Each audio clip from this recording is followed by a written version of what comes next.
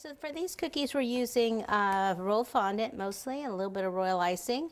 There's some of them that you can do mainly in royal if you wanted to. Like this, you could certainly do the base of it in royal, but then you have to wait for it to dry before you do the other features.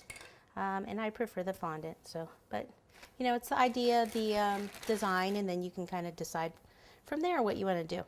Okay, so then take the same cutter and cut out, and make sure, see how I kind of wiggle it just a little bit.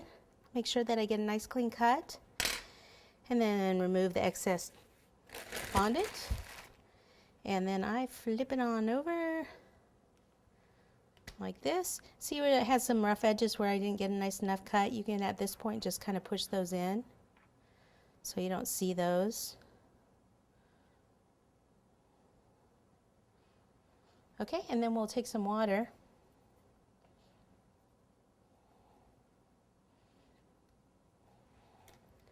and flip it back on over like this. Make sure you don't have water on your hands, and then go ahead and kind of reposition it.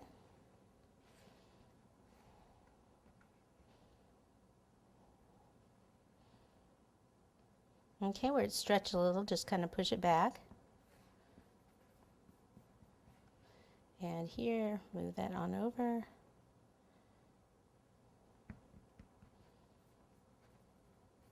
Okay, and then once it's on there, you just kind of smooth it out. If you need to stretch it in any area, you just kind of push the fondant. That's kind of the nice thing about the fondant. Any rough edges, kind of get those smoothed out.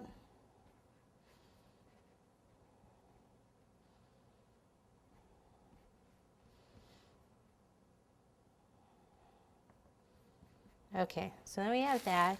Then we want to do the cheeks. Okay, so the cheeks,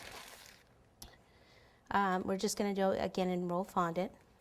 So we need two balls that are similar in size. Let's see, might be a little big, so close to this.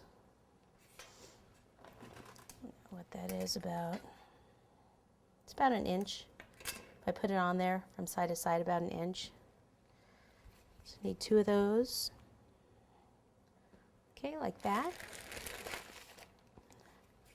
Okay, so you always knead it up a little bit so you don't get creases in it, and then roll it between your hands like this so you get a nice ball.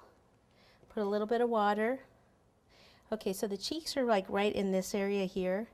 Some water here and here. Place one on, and you can flatten one a little bit, and then get the other one on there.